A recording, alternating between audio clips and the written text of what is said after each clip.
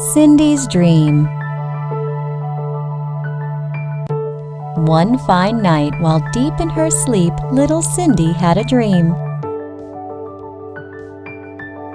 She was in a colorful fantasy land with animals of all kinds and colors. First came the red giraffe with its long neck. "Hi, Cindy," it said and walked away. Next came the blue cat. "Meow, Cindy," it said and waddled off.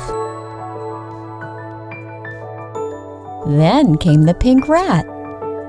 Creeping its way into the hole, it said, "Hi, Cindy. Don't let the blue cat know that I'm here."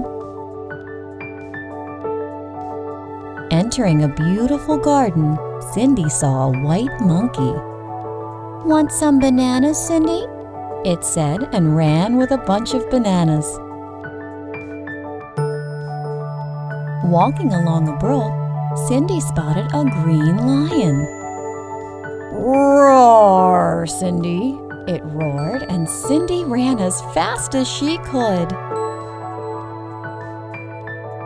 Upstream, she saw a purple turtle. "Don't be afraid, Cindy. It's just a dream," the turtle said and swam across the brook.